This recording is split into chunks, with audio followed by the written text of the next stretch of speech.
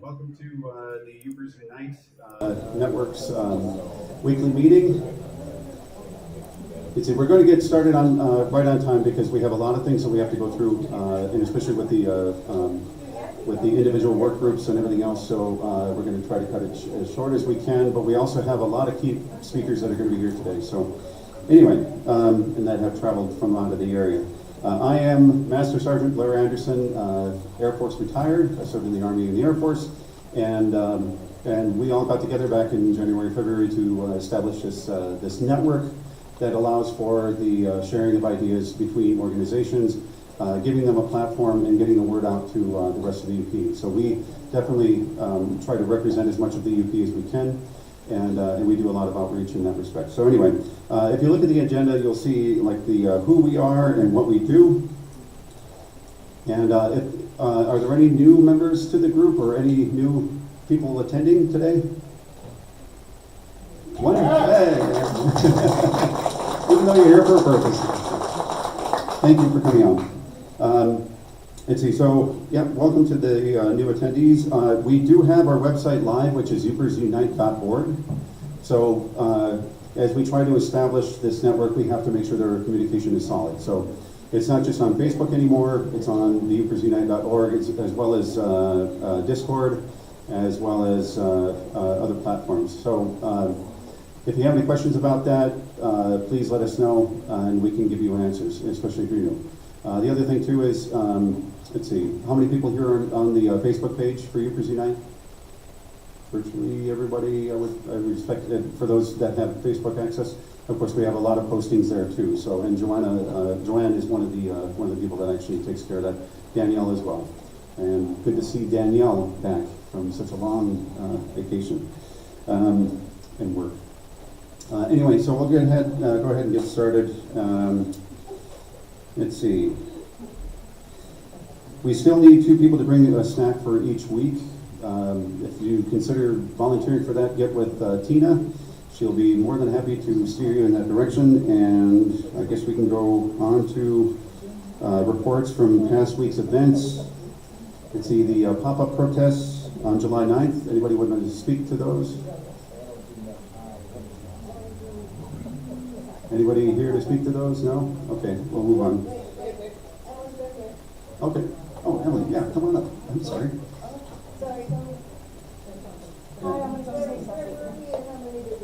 Oh. So,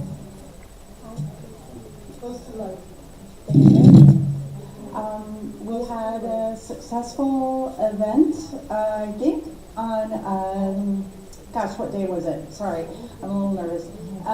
But it was a pop-up event, and so we kind of took over a couple of overpasses. We were the IOHT and the Altamont, and I'd say there were probably 8 people or so at the Altamont, and I think that there were a similar or larger number at the IOHT. Was anybody at that one? Yeah, 8 to 10. Security was fine, tons of honks. I know the only issue we had was we needed more visible signage on the IOHT. And so this is a learning process. And so we have a new sign inventory that's being passed around. And anyways, that's about it. Thank you.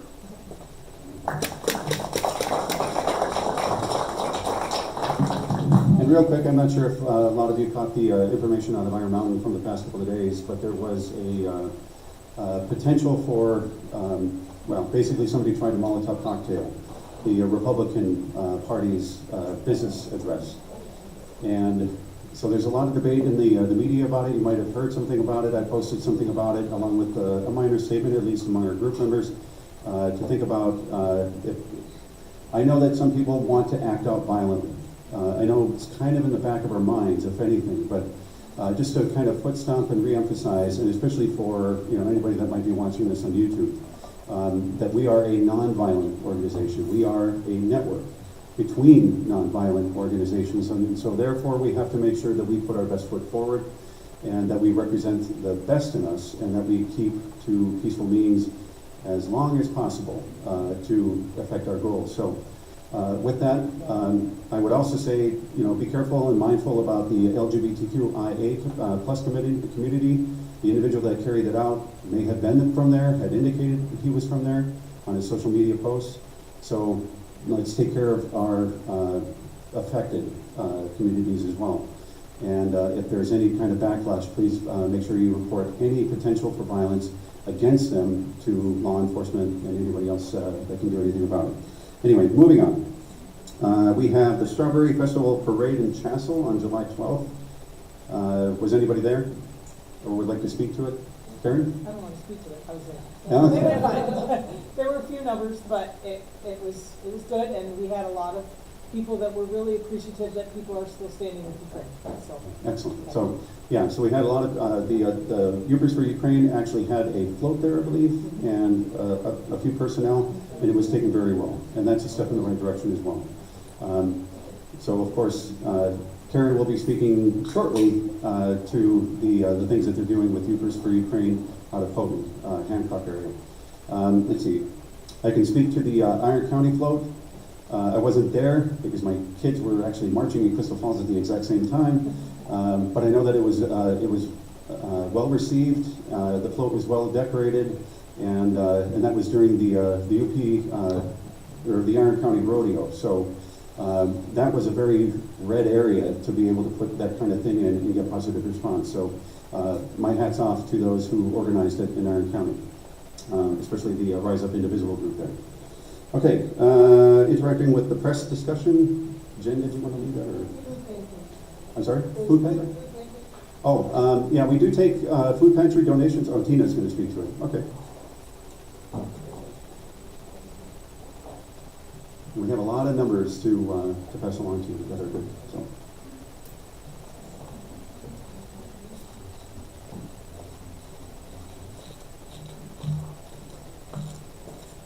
Hi everybody, Tina Taylor, if you don't know me. Food donations, we collect weekly food here, and last week we were able to donate 268 pounds to the Gwyn Food Pantry, which they did send a thank you for. We are going to continue to collect food. This week's donations, along with anything that is collected at the protest events next week on Thursday, which they will be collecting at the picnic part of the day. Those will all be donated together. This week. Sorry, Thursday. Yeah. So this week. So this donations from tonight will go along with what's collected on Thursday. And while I'm up here, instead of running back and forth, I'm just going to tell you there's a Yoda on the beverage counter back there by the kitchen that's for collecting donations, monetary donations that help us give the church some money and incidentals. I am looking for one more person to provide snacks for next week. I already have one volunteer, so I need one more. And I'm looking for donations of cups. We're at the end of our good cups, and I'm on to using the styrofoam ones everybody hates, but that's what I got, so that's what I'm using. So if you'd like to provide cups or money specifically for cups, give that to me. And the last thing on my list to talk about was just to reinforce that next week on Wednesday the 23rd from 11 to 12:30 at Peter White Public Library, I will be hosting a support group for trans allies, families and allies of trans people that would like to get together and offer support, both positive and learning environment.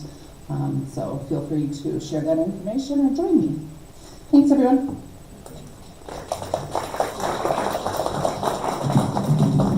Yay, Tina. I'm Jen Hill, live here in Marquette, and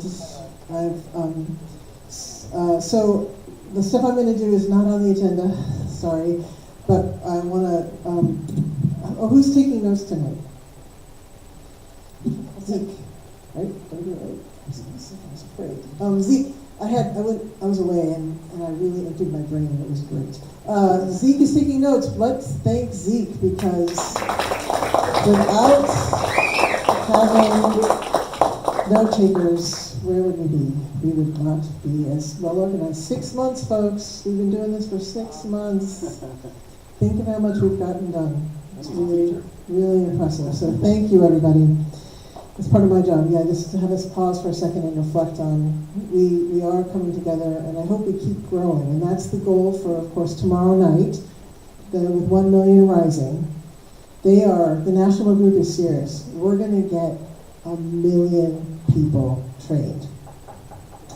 And so, and that involves us all participating in that training. That's National Indivisibles, 1 million rising. And then, of course, us bringing our friends and family in. So one of the ways to do that is just to ask people to watch it with you. You don't have to have a whole official watch party and clean your house, but just, God forbid. But, ask a few people to maybe watch it together, and maybe we'll get to the point where we want to do it ourselves together too, but someone mentioned that. So, the interacting with the press discussion came up last week, because you'll remember that next week, July 22nd, we're going to have 2 guests. We're going to have Jamila Martin, who is with a group called Fund My Future, which is MI, Fund Michigan's Future, and Calvin Carter, who is with Up North Advocacy. Jamila Martin is downstate and works statewide, and Calvin works in the eastern UP and northern, lower Michigan, on supporting better education outcomes for kids in those regions through community organizing. And they are going to talk about the 3 ballot initiatives that you've heard me talking about.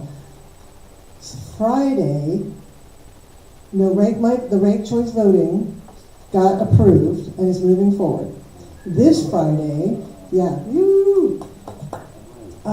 this Friday, Taking Back Our Power, which is the campaign finance reform, hell yes, and then Fund My Kids, hell yes, which is a tax on millionaires that goes straight to our schools. And it's going to, And so, here's what they said.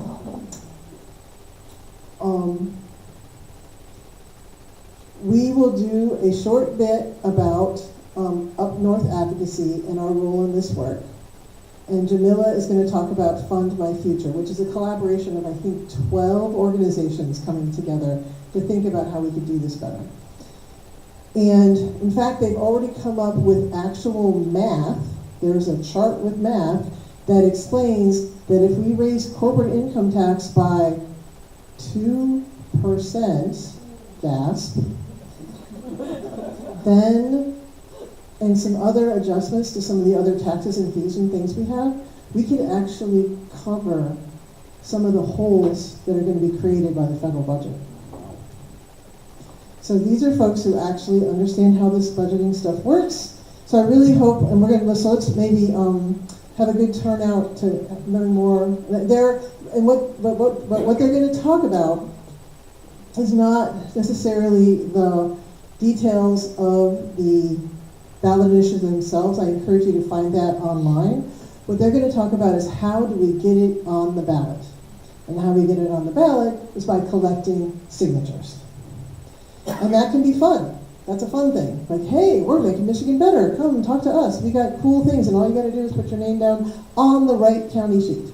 So that's a really big deal. That's how things get not qualified. So they are happy to run through a quick circulator training or leave instructions on how to take it online. So how much time do you think we should put to that next week? Because it's probably coming to our time. 20? Yeah. I think that it's a real action item that I think it deserves to have the time. This is, we're looking at things that we can do to make a difference. And collecting signatures, even 1 page of signatures, 20 signatures, we all,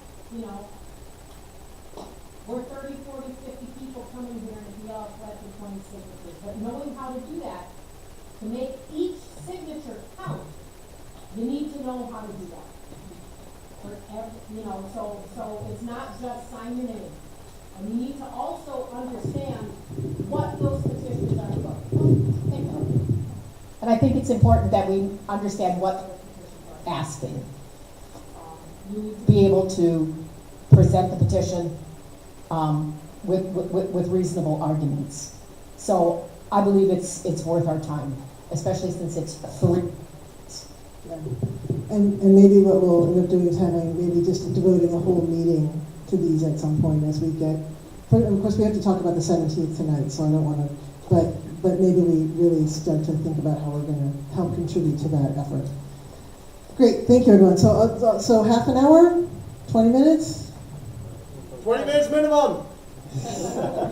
We have 20 minutes, do I have 20 minutes, 20 minutes, 20 minutes, can I get 25, can I get 25, can I get 25? Yes, ma'am. Go ahead, Deb. I should say Debbie's really the lead on this. I'm just standing at the mic. Debbie is the lead on this, everybody. Okay, I think to describe what's happening in the 3 petitions, just the taking back our power, it's going to take some time to understand. It's 3 separate petitions. And then understanding the petition process. They will also explain how many we need. It's a percent of what was elected during, the number that came from the governor's election. So it's a bit of detail, and I think it deserves a minimum of a half an hour, and it's worth it. All right, we'll put. You got I would encourage you to have 20 to 30 minute conversation, but then just make a breakout table so that there can be people who are more than that can do a breakout table. I got a thumbs up. All right, so 30 minutes, and then we'll also have a breakout. We can make sure that it's in the agenda, and we will just trim it down. Thank you. All right, and then, okay, I'm going to do press, and then Stacy, you're on. So, press. So in talking about the 17th and the idea that we're going to, so we had, how do we talk to the press, and then press coming to next week's event, because that was something that was asked, not demanded, but an inquiry was made by Calvin and Jamila. Since what we're trying to do is publicize the fact that these ballot initiatives are happening, do we want to have press here in the room? And that was a pretty resounding no. Heard on that. So that's going to be a no. They're not going to come in this space. They are likely going to interview outside the building, just because that's when Jamila and Calvin will be here, and that they would stand outside and talk to the press about why they're here in the UP and in Market, and they will be coming from a presentation that they're making in the Sioux, and she's going to like 5 different places, so there's other places that they're going as well. As I said last week, that's what's called earned media, where the press comes and covers you, so that it's helping get your word out to a whole bunch of people who don't even know you exist. And that's one of the things that we, of course, are trying to do with the ballot initiative. Is that all clear? Okay. And, yep. Jen, can I just suggest that if you don't want any remote chance of being seen by the press on camera, please exit out the front of the building or the side door that way, and we'll keep the press over to it. Okay, sounds good. So we'll keep that in mind for next week. And then for the protests on Good Trouble, I'm going to let you guys handle that because you guys have a plan. So I'll let you guys cover that. But any other questions about press? Because we kind of got a conversation going last week. Or if you have any other questions, I guess actually come to me. I had to do this for a living, and so I'm happy to share. And the folks who are taking on for the 17th, if you want someone to practice with, please come see me too. I'm happy to be that person for you. Okay, now I'm excited. At the Michigan Rural Summit for the Democratic Party, I got to meet this wonderful activist named Stacey Farrell, who came up. And you have to tell us why you're here and brag a little bit, and then you can talk. Hi, thanks for having me here. I'm so excited because I heard the UP is absolutely gorgeous up here. But I'm here with my daughter Bella, who is recently accepted at Michigan Technological University, and she will be starting there in the fall, studying mathematics. And so I know that I don't have a lot got time with you guys, so I'm gonna just kind of cut to the chase. Who all has heard of Braver Angels before? Familiar at all? Okay. So we are the nation's largest grassroots organization that's focusing on depolarizing politics. So what we do is we work with, we call them Reds and Blues. We focus on communication skills and getting folks to a point where they can have discussions again and remove the vitriol from our politics. And so how we've been doing that, we have workshops, we have one-on-one opportunities. And the first speaker spoke about political violence. That's a reality today. There's a lot of what we call effective polarization, meaning that's how we, what we think is how it affects other people. So rather than just looking at somebody like, oh, they're just wrong or misguided or their views are, cuckoo, we're hating people, and we can't live like that right now, especially since with this administration, there's plenty of people who do not want this right now. They did not vote for that. And when we look at our neighbors and say, hey, you know what? It's okay. I understand why you voted. And even if you don't understand why they voted the way they did, opening that line of communication, because we need them. We need them right now to help fix what's going on. And shaming and blaming and hating is not the way to do that. And so, thank you. We need all of us here in order to save our country, and that means getting into those braver conversations with people. And it takes a lot of courage. I've learned a lot over these last 3 years of being with this organization, and it's been one of the most fulfilling things that I have ever done in my life. I've learned so much more about people, and you'll find when you have these brave conversations and you're actually establishing relationships with people that you never thought possible, you're so much closer on the issues than you would ever even think to understand. So what I would hope, I have some information here. If you have questions, please ask me. We have online workshops, meaning like you can take them in the dead of night. If you want to figure out how to depolarize yourself and take a look within to see the kinds of attitudes and behaviors that you may have about other folks, we have that. If you're having difficulty with a family member of a different political persuasion, we've got one about that. If you prefer face-to-face experiences, we can do that for you. If you like to just get online, on a random Saturday and talk about this stuff, we do that too. And ultimately the goal is, in the bigger universe, someday, that we can work together in order to influence our politics, where it's no longer just the politicians making decisions for us, it's us, it's we the people. When we look at our government, that we make sure, all of us, make sure that it's working for us. And that should be, the goal for any democracy. They work for us, man. So, any question? I have so much information. Normally my presentations go about 20 minutes. So, I want to make sure that I hear from you. Any questions or curiosities that you may have about why we do what we do, how we do it. One question that comes up a lot is we do have rules of engagement. And so we don't yell, we don't call names, but we do try to understand the other side's point of view, even if we don't agree with it. In communities, we engage those we disagree with, looking for common ground and ways to work together if it exists. In politics, we support principles that bring us together rather than divide us. And we speak freely and fully without fear. Like, I've heard some weird shit out there, folks.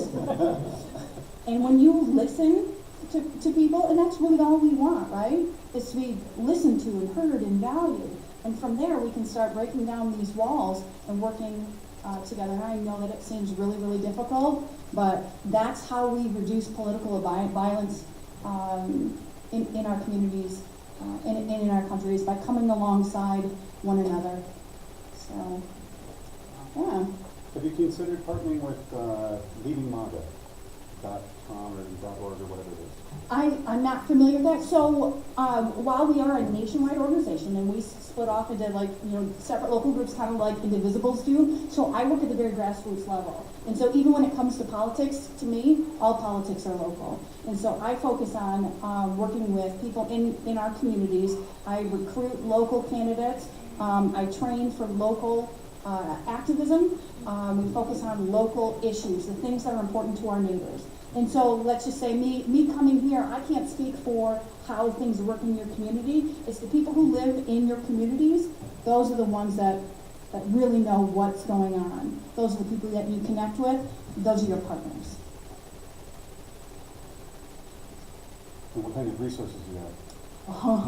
What kind of resources? Okay, so I'm going to hand out flyers to each of these tables. So when you take a workshop, it allows you the opportunity to practice those skills. So that's where we're different from a lot of other organizations. So first of all, they're free. You do not have to pay for any of our experiences. And if you want to make the investment in doing what we do, it's $12 a year. So that's $1 a month. It's completely affordable. And at the end of each workshop, you have a packet of information to help you practice. And the one thing that we like to tell people, they expect results right away. And how it works is when you're working on yourself, that's like step one, right?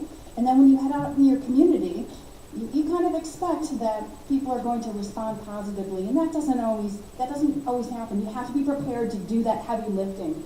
So that's where we start. We're working on ourselves. We're going to make ourselves better. And when you and I have a conversation, and you're amped up, I know you are, but when I have a discussion with you and I'm listening to you, that starts to level off. That polarization really starts to release. And one of the most beautiful things that I've ever heard is, because we go through a process, it's called black skills. You listen, acknowledge, pivot, and then you give your perspective. And you do it in a certain way what's the word? That disarms folks. And so when I say to you, you're telling me your story and you're angry and all of that stuff, and I'm like, so if I hear you correctly, the most important thing to you is the safety of children. No matter what topic we're talking about, if we're talking about education or trans rights or anything like that. So the most important thing to you is kids. That's important to me too. It sounds like we agree on that. May I offer my perspective? It really is that simple, but it takes practice because it's hard sometimes to sit back and listen to, the things that other folks have to say. It's just like anything, right? Listening is hard, man. We're always sitting back trying to figure out what we're going to say next. We got to stop doing that. If we're going to connect with people in a way that makes them want to change the administration that we're dealing with right now, we got to try something new and we got to try something different.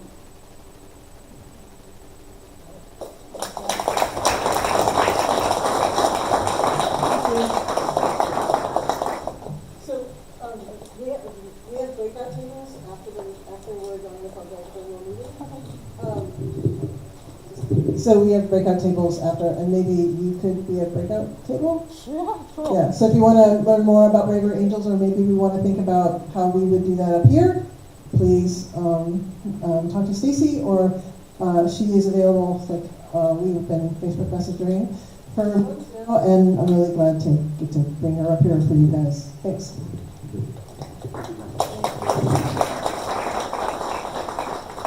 Thanks again, Stacy. That's wonderful information, and it's very valid for everything that we're trying to achieve here, as well as what we need to do next. Next up, I'm going to introduce you, Karen. Karen Limata. She came in all the way from Houghton, and oh, okay, that's right. She's going to speak on behalf of Yoopers for Ukraine. Like Blair said, my name is Karen, and I wear a lot of hats, but tonight I'm here on behalf of Yoopers for Ukraine.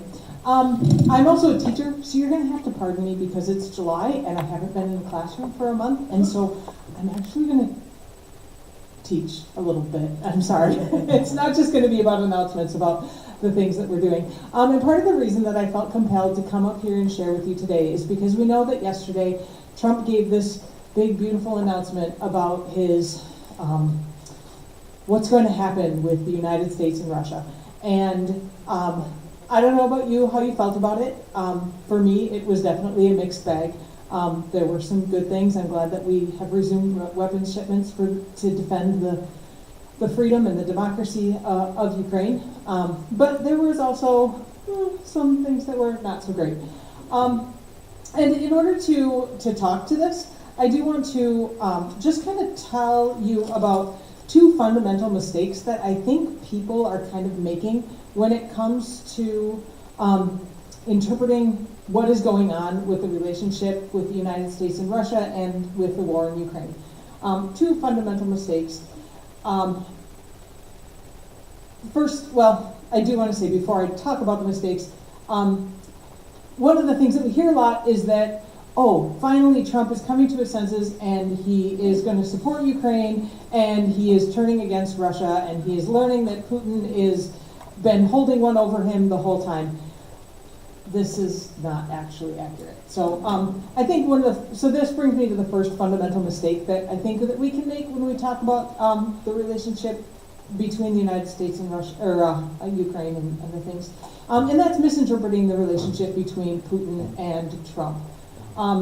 We tend as a democracy to think of things that as a democratic country, and we see them as the heads of state of these two democratic countries, and we may have the tendency to default to this idea that they are heads of state acting on maybe some antagonistic countries, but each are representing the ideas and welfare of their country. And I think we're not naive enough in this room to believe that that is actually the case for either country.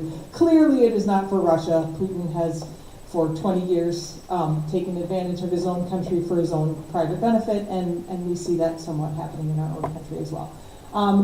It's also not very helpful, I find, to engage in the conspiracy theories that Trump is a Russian spy that was recruited, in the early 20s. I think there's some, there's a lot of that going around, and I feel that that kind of discredits what is actually the truth of what is happening, and it isn't really helpful because it doesn't help us address the core of the issue.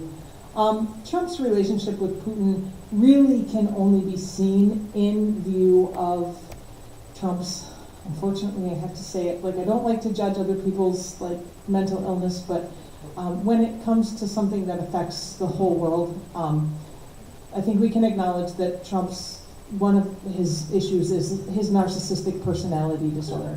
And I was a psychology major in college, and some things that we know about narcissistic personality disorder is that it stems from this constant need to feed ego and what they term narcissistic supply.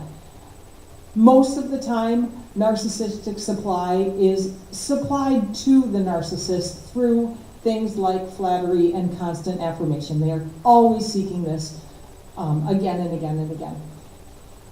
However, if that narcissistic supply is not met through this flattery and constant affirmation, then there are two things that the narcissist will turn to. Sorry for my teaching.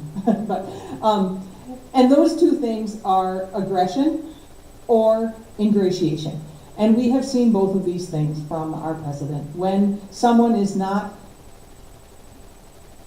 flattering him, Trump whispering, so to speak, he will turn to aggression. I mean, just the most recent thing, I think, with Rosie O'Donnell, right? Let's kick her out of the country because she's not telling me that I am the greatest, and clearly that is the thing that needs to happen. So we see a lot of that. But the other thing that also happens with a narcissist is this ingratiation or submissiveness. And this happens when a narcissist comes across someone who is clearly above them, either in statute or in some way the narcissist himself believes that this person is greater than I am. And this feeds their narcissistic supply because then they are able to say, well, you are so great that I can feel great by virtue of your willingness to use me, right? And so this happens often with narcissists at lower levels, and they might, tell about how they met Derek Jeter once, or some such thing, right? The difficulty that we have now in the situation that we are in is that we have a narcissist who is the leader of the free world. And it is very difficult to find someone who he would feel is greater than him. And unfortunately, the reality is that he finds this in Putin. Putin doesn't head a country that is greater than the United States by any imagination, but Trump sees Putin as a greater leader because Russia is the largest country in the world, and the degree to which Putin has been able to use everything in that country for his own self-fulfillment is something that our president sees as great. And because of that, and in conjunction with the fact that Putin is a sociopath and has the ability to utilize psychological strengths and weaknesses in other people, he has a hold over our president in as much as he can utilize Trump's narcissistic personality disorder in order to get him to do the things that Putin wants him to do. And we see this in the most recent announcement. It is just highly ironic to me that Trump gave Putin 50 more days before he's going to do anything about the sanctions, which coordinates exactly with the number of days that Putin wanted for his summer offensive. So you can make the connections that you want to make. But this puts us in kind of a dangerous situation. So in this way, Trump is frustrated with Putin because I think he had visions of them kind of working together, and Putin is not doing exactly what Trump wanted to do, but he's not willing to divorce his narcissistic need for Putin, and in that way we are in the situation that we're in. The second fundamental flaw that we can make, I think, is misinterpreting the goals for Putin's war.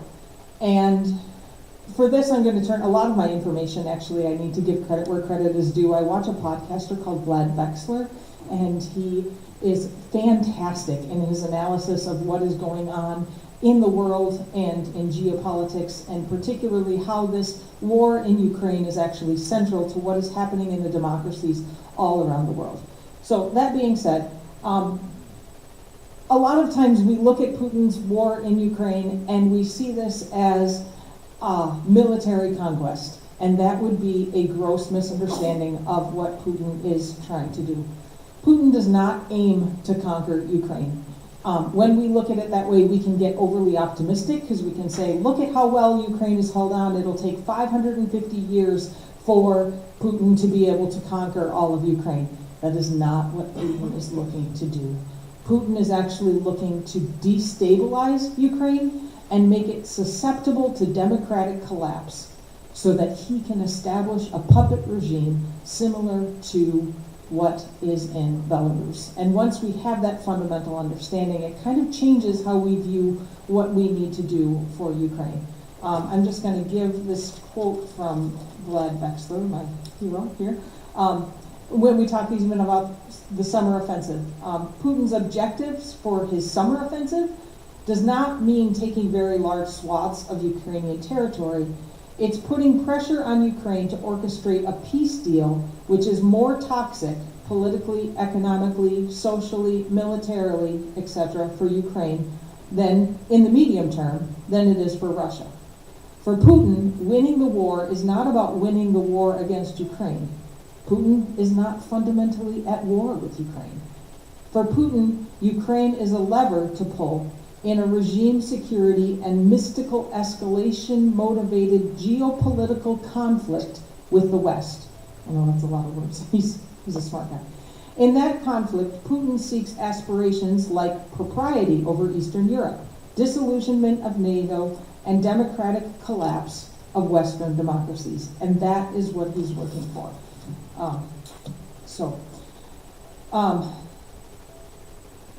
Putin's war in Ukraine is part of his, in summary is part of a much larger goal of the democratic collapse of Western democracy. And he's winning. Unfortunately, he's winning. And in that, Putin and Trump are kind of ideological allies.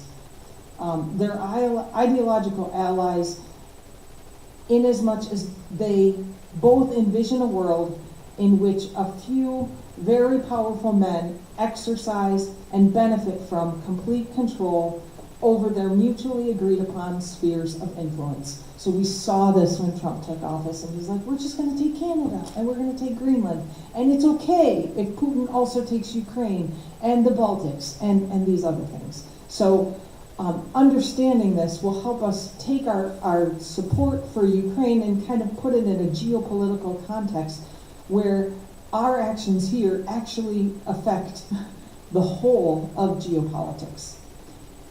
So what do we do? Well, first of all, we have to do everything that we can to strengthen our democracies, and that's why I am so glad that all of you guys are here. And I'm sorry about the speech, but you guys are doing a great job, and I just want to encourage you to just continue, because everything that we do here to strengthen our democracies will help the geopolitics as a whole.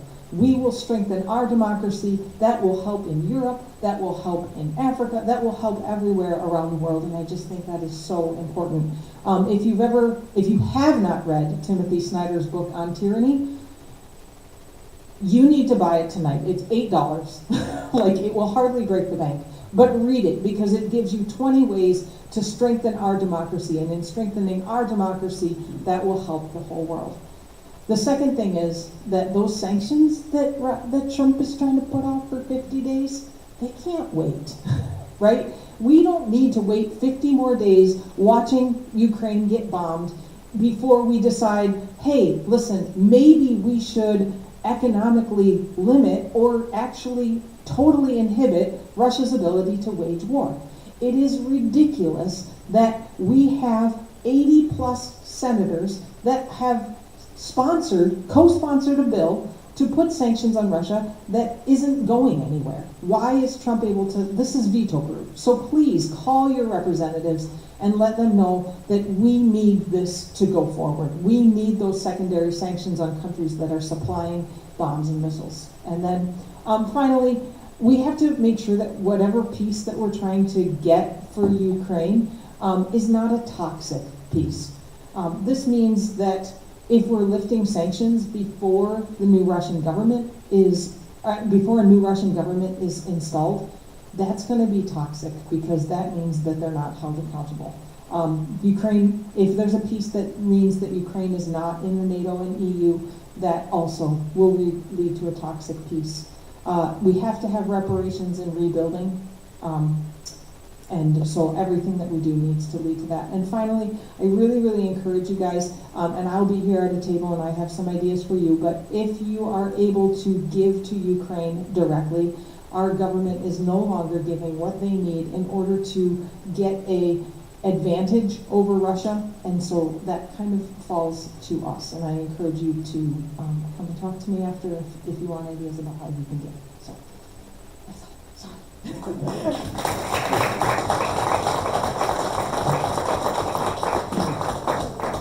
If I may, and if I can foot stomp some of her points and try to be pithy about it. One of the things I did. Two? Okay, all right, 2 minutes. I worked as an intelligence analyst against the very Russians that we're talking about. They are a very evil culture. And because of that, all those areas that are around them that exist are in trouble too. And as one of the things that I said at the very beginning of this war is that no war happens in a vacuum. It becomes a vacuum. And I think that's one thing that we have to carry with us. And the second thing, on the second minute, is that what we're doing here is we're holding up our end of the bargain. The Ukrainians are literally fighting not just for their own freedom, but for our own. And on top of that, when you look at everything as a whole, as a network, if you will, everything is interconnected, and what we do here resonates around the world. When we retake our country, that resonates around the world. If we let our country fall into a dictatorship, and we take over Greenland or Canada or Mexico or God knows where, Panama, then that resonates all around the world. So of course we have to do our part. Anyway, moving on. Is that 2 minutes? Okay, do we have anybody from UPHS here today that would like to speak? No, going once, going twice, okay, moving along. LSRI, Judy?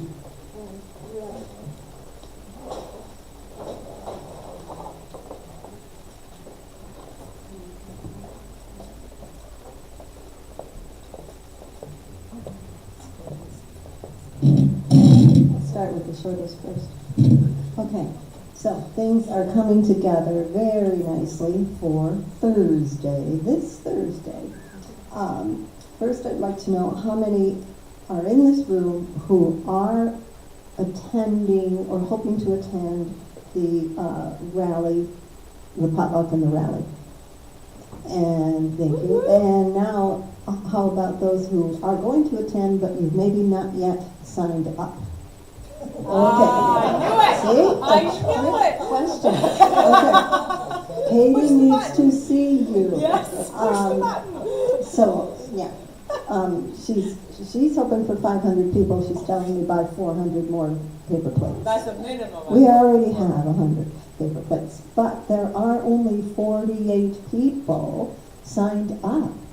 We know there's going to be more, and there's Paul Hughes has this formula that however many have registered through LSRI/Mobilize, you could times that by 5, but I mean, it would be nice.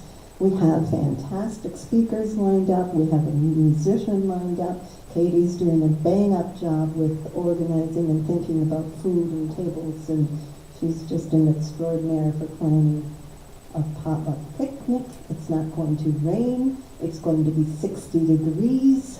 We will not be hot. We might be cold because it'll be a 17-mile-per-hour north wind. So I hope that somebody's got a weather app that's happier than mine, because low 60s north wind. So think about that, those of you who are going to be at the stand-up protests with your signs. 17-mile-per-hour wind. Put a piece of cardboard in between it. It makes it a lot more stable. A sturble. That's a good word. Stable. So, and Katie's probably got a few more things that she might want to say about potluck. I just want to say that we will ask for some help with cleanup at the end, and we've got a good lineup of volunteers to help with setup. We'll be there at 5 to start setting up.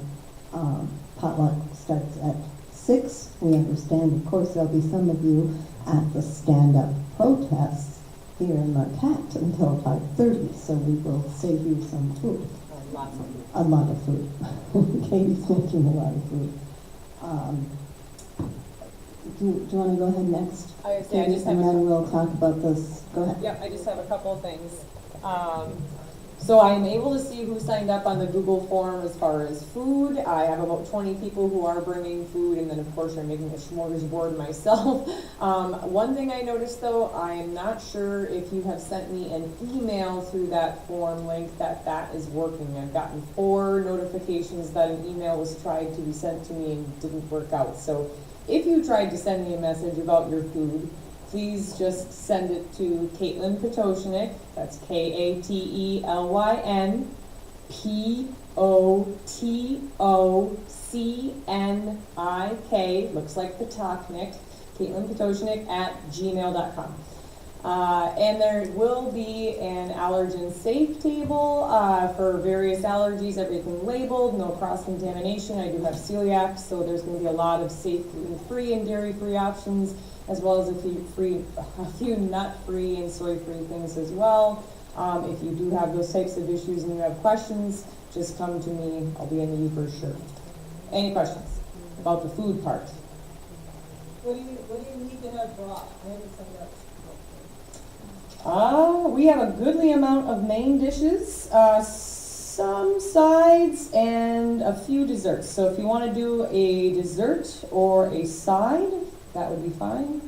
I would not do a main meal at this point. I think that's pretty well set. So, thank you. Chocolate, Jen. Something's not Well, there's already brownies. So already brownies, but that's one chocolate chip. So Barbara and Christy are going to talk about the stand-up protests, but I do want to say something, and many thanks to a number of different heads of working together, like where are we going to stand in Ishpeming? So if you do get the mining journal, or you know anyone who does, I intentionally, in that press release, did not indicate what the locations were. But a clever journalist, as he went to our website and got the information, the Ishpeming location, as of today, probably about 3 o'clock today, is now confirmed that will be in front of the National Ski Hall of Fame. Ski and snowboard, and I don't get all the words right. So close to the roundabout in Ishpeming, not in front of Great Lakes Recovery Center, which is the way it's stated in the Mining Journal. And those who have signed up for that location, there were 13, there's probably more by now. So anything you can do to help spread that word would be great. I'll also be getting a hold of Greg Toutant, who was very gracious. We had a wonderful phone conversation today. I completely understand why we are not there, even though we know there's public access space in front of all of these businesses and facilities. Anytime that we are going to be standing anywhere, those of us in the coordinating level, make a courtesy contact, phone call, emails, however we can contact somebody to, just in good faith. We don't want to cause any disagreements, and we just want to be on good terms. So it was a very pleasant conversation with the director of Great Lakes Recovery. I completely understand they would not, he has to consider the board, a reaction to us standing there, board members, and the protection of their clientele. Those who want to remain anonymous, and we're standing outside. And anyway, many reasons that it makes sense to not be there. So please help us help spread the word. And not, we're not wanting to say anything in any derogatory way about Great Lakes Recovery, that staff, administration, and support of what we are doing. Another really good, and I'm taking longer than I said it would, we've encountered this before when we've asked to use locations for what we're doing. I'm thinking especially when we contacted Messiah Lutheran about hoping to host our support gatherings there. That board, those administrators have to consider what if another group who was not like-minded asked to use the space. How could those administrators answer that question? So many factors for us to consider when we are approaching where are we going to do all of these actions. So, thank you. Safety team, yes. Still need people in Nagani. These are for the stand-up protests. Still need 2 people there. Wondering if the people who have signed up for in front of the Econo Lodge or across from the Econo Lodge, because we needed 2 people, we have 4. If any of you who signed up for that could switch to Nagani, that would be great. Need 1 more in Ishpeming, and I don't have anybody signed up to be safety team at the rally.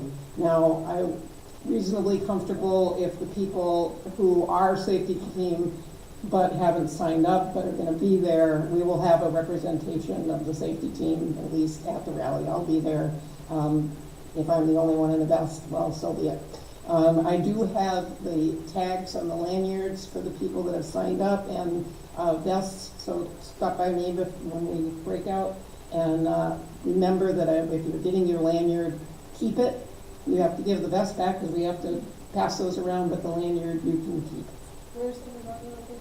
The Nagani location is on the grass near US 41 in front of Miners Park.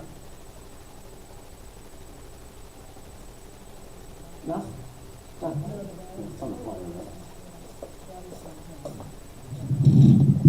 Hi, similar to Judy's question about how many of you are planning to come to rally, how many plan to come to a protest?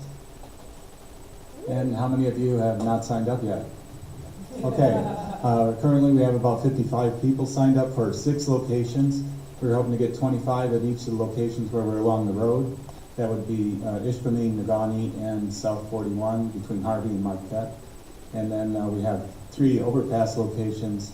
The Iron Ore Trail next to Holiday Inn, the Altmont Street overpass that has can be seen from both sides, as well as the McCollum Street overpass. What we found in the past was if we had a nice big sign that said something like "Stand Up" using letters like this, and maybe this is on foam board, which cardboard would be a lot cheaper. And then this is kind of my own version of what somebody did for one of the pop-up protests. They had this, each letter on a sheet of paper that they taped so that they could change out the letters and still use the old foam board. So I thought that was a good idea. Tom Downer had an idea of just his own homemade flour paste and stuck letters on. He also found that signs that are about half this size for each letter that he can print out on his printer can be seen from the overpasses. So don't hesitate to bring your own sign to the overpasses. The more signs, the better. Yeah, and another advantage, and I do plan to drill 4 holes in this, one in each corner, so you can attach it to the cyclone fence, so you don't have to hold it up the whole time. So, and it's going to be windy on Thursday. Yeah, if you haven't already signed up, please sign up. The forms for signing up for the rally, for signing up food for the rally, for signing up to a specific location for the protest are all on the lsrindivisible.org website, and I do appreciate everyone doing that. We do have site coordinators for each position, and I think as of today, we probably have safety team at each location. Yes, you have a question or I just microphone? wanted to mention, because I love doing this, and I've been learning, just the office, hole punch thing. We'll go through those layers from before and put clear duct tape so your hole doesn't get all ragged and fall apart. And then at the sign making thing yesterday, I thought people mentioned what are those fuzzy wire things? Pipe cleaners. Oh, the fabulous tip. I thought, great, to attach it. We need to attach them because if you're holding it and it lets go, it will go down. There's a gap down at the bottom. It will fall on a car. Safety team. We will be in deep shit.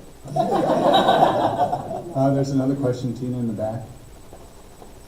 I just wanted to say that I did go online to sign up for a household test. My goal. When I looked online, my goal was to identify which one didn't have as many signed up. I was going to put myself at a location that didn't have very many people signed up, but I don't see a way to determine that. Yeah, there isn't anything like that built into the form. I know there are 55 people, and I can see who's signed up where. So you tell me, where do you want me? Either Nagani or Ishpeming. Okay, so not any of the bridges. The bridges, the minimum's 5, and I think we're pretty much covered on the bridges. But yeah, the bike path also. Yeah, that's where we have, I think, 13 people signed up for Ishpeming and maybe 12 in Nagani, and we're shooting for 25 at each of those locations. And I think South Marquette, between Marquette and Harvey, South US 41 is also in the teens. For me, the bike path probably is too far for me to walk from a parking distance. Yeah, So okay. I'll set up. Yeah, Miners Park in Nagani or the Ski Hall of Fame, which has parking right there, might be good choices. Thank you. Thank you. Any other questions? Yes. I just wanted to say, if anybody wants 14-inch letters, see me tonight. I'm going to be available tomorrow, but Thursday, Friday, Saturday, I'm not going to be available. So I could print them tonight and tomorrow, but see me tonight, and I'll give you my email address. And they're easy to do, 14-inch letters, and get a piece of cardboard. Paste them all on there. Tom was instrumental in getting large pieces of cardboard for refrigerator boxes and stuff, just to tape all those letters together so you had one sign. Makes a lot of sense. Yes? Can we bring dogs, or should we leave them at home? I don't see it. Well, dogs coming to, For we don't do which those thing, front both? ones. I mean, honestly, yeah, I'd love to know both, but yeah, whatever the preference for safety. There's not, there's nothing about no dogs at the park in Nagani. What is interesting is no alcohol. That part in Nagani, no alcohol, so don't bring your beers in a cooler. And it's a big park with a lot of old Yeah. Nagani for walking your dog if you need to get away if it's feeling too crazy. So I wouldn't think it'd be an issue if it's a chill dog. I mean, there's a lot of space, so people can get away from you. Katie thinks we're gonna have 500 people. No, I think we're gonna have a lot more. She thinks we're gonna have 500 people. I think she's underestimating. Speaking of signs, I have an extra of that bright pink poster board in the bag in the back by Tom. So if you want to take that home, we also find that black paint. It's a lot to do black marker or black duct tape. So thank you. We will have tables at the breakout session. Just to let you know, this was done with a 2-inch brush and black acrylic paint. And you have to blow dry it to get it dry within 20 minutes. Again, just those links are available on the websites.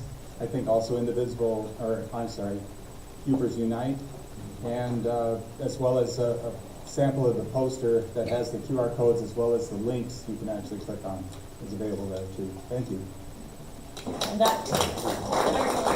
I forgot one last thing about the rally, I'm so sorry. We are giving any extra leftover cooked food to the Jansen House afterward. If anybody wants to drop it off after the rally who's coming back to Marquette, let me know. Otherwise, Judy sounds like she might figure that out as well.